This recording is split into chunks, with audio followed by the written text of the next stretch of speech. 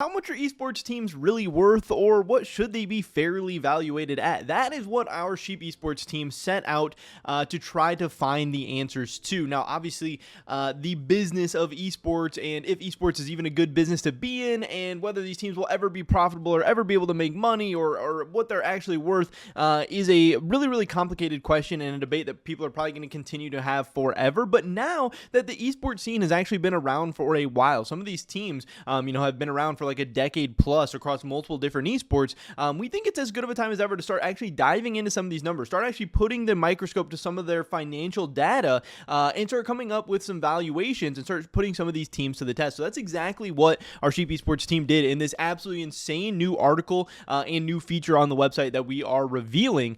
These valuation methods were based around a couple of different metrics. We have a 60% weighting on actual financial performance of these teams before we actually get into the team rankings and what these teams are worth and everything and what we've come up with. I wanted to go over this.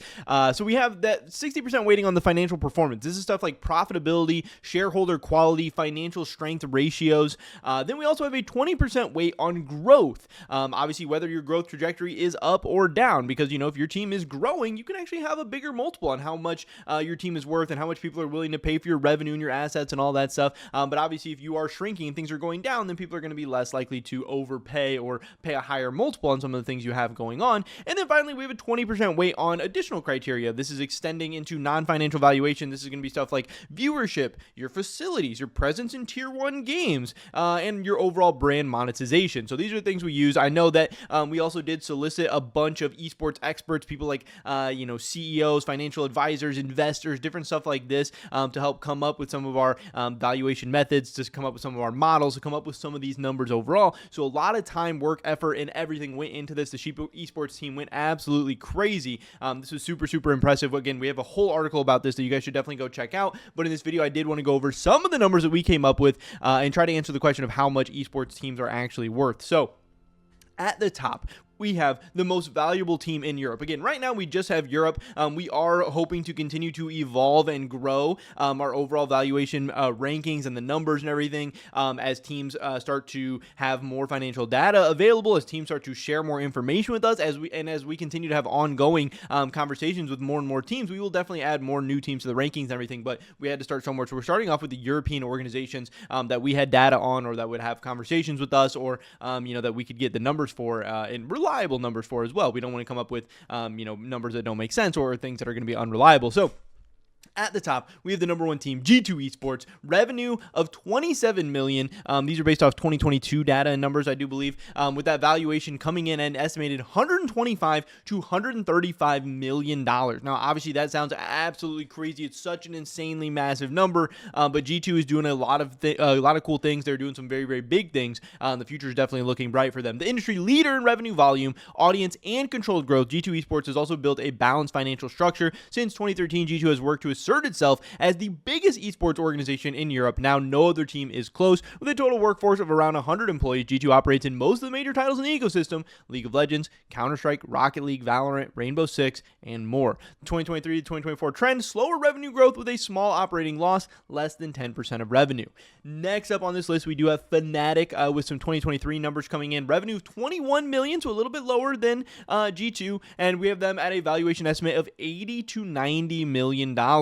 Obviously, Fnatic is a historic European brand. Fnatic's revenue growth seems to have plateaued, which is never going to be a good thing in the investing world. Now, it must take on the challenge of stabilizing operations to limit the need for refinancing. Fnatic's cumulative cash burn is almost $50 million. It's well past time for the organization to seek stabilization. However, economic and sectoral changes seem to have been favorable for the brand, which has responded well to the expansion of digital sales and the decline in sponsorship contracts. Still, the club's valuation is discounted significantly by its disappointing financial performance and slowing growth. The 2024 trend here is stable or decreasing revenue, with net loss operations necessitating shareholder refinancing, which, like we said previously, that's never going to be a good thing, obviously.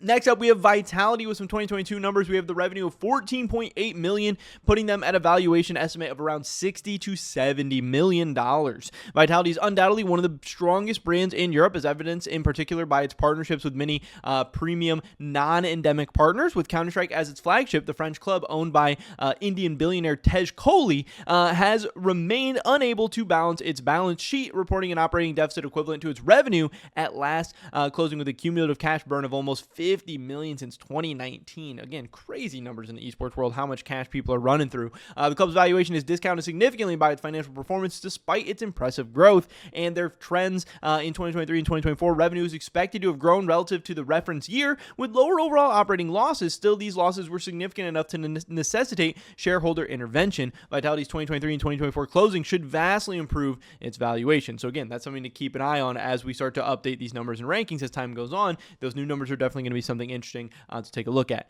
We have OverActive Media 2023 revenue of $11.5 million, putting them at a valuation of $45 to $55 million. Listed on the Toronto Stock Exchange and led by Adam Adamu, OverActive Media, owners of the Mad Lions, Toronto Ultra, and Toronto Defiant brands, OverActive Media is quickly becoming one of the most influential players in the space. By closing one of 2024's landmark esports deals, the acquisition of Koi and Movistar Riders, Ibai, the Goliath Spanish streamer and influencer, became the organization's headliner. At the end of 2023, revenue was growing slowly, but the outlook for Q2 2024 seems extremely favorable. By the end of June 2024, OverActive had already matched its 2023 revenue. Definitely a good sign. However, a discount was applied to its financial assessment due to cumulative deficit of $74 million at the end of 2023 calendar year.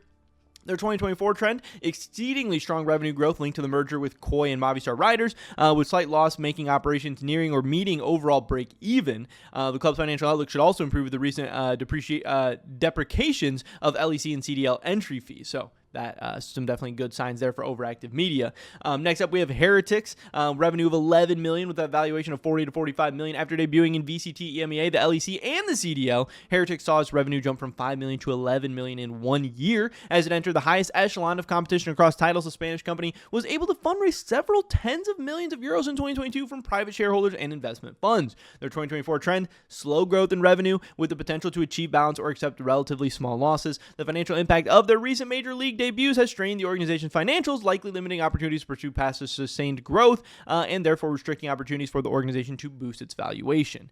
We also have next up a very, very big one, Karmine Corp, their 2023 revenue coming in at $7 million, putting them at a valuation of $30 to $35 million based on what we have come up with. Building on its national success, Karmine Corp has an impressive debut on the wider European stage and managed to end its 2023 year in balance. Its financial stability was largely buoyed by merchandising, which represented an impressive 40% of its total revenue. The club's unique economic data driven by fan engagement allows Karmine Corp to shake up the financial lines of the esports sector, whether through merchandising or KCX events. Since the share of revenue from KCX is not included in the balance sheet, the asset must be evaluated separately, with KCX revenue estimated between 1.5 and 2 million euros to construct an accurate valuation. 2024 trend, revenue growth of around 11 million euros with losses of less than 5% of revenue. The next 2 fiscal years, though, will be strained by debt repayment to Astralis for that LEC spot. So obviously that's something we have to keep in mind as well. And those are the latest that we have come up with. Obviously, like I said, we have some notable absentees on this list, some organizations that I'm sure people will be interested in asking for, like BDS, SK, NIP, Virtus Pro, OG, and also, of course, I, personally am really interested to start getting some data and some breakdowns of some of these NA teams. So, like I said, these are going to continue to grow and change and evolve over time. As we continue to put out this data, we hope more teams will want to talk to us and want to actually, get some of their numbers and breakdowns and everything out there. It's definitely the goal of this whole thing. But for right now, it is really, really cool to start diving into some of these numbers and coming up with evaluation methods, models, and numbers for you guys and kind of get an idea of where we think esports values are at the current day and also where we think they could be headed in the future as well. So like I said, the Sheep Esports team put an insane amount of work into all of this. You can actually check these out on the Sheep Esports website right now on the Sheep Stats page. We have the valuation rankings of all these teams available for you guys to check out. So you definitely should go check that out today. And yeah, I'm just super excited. I'm a huge esports nerd. I'm a huge esports business nerd. I love all this stuff.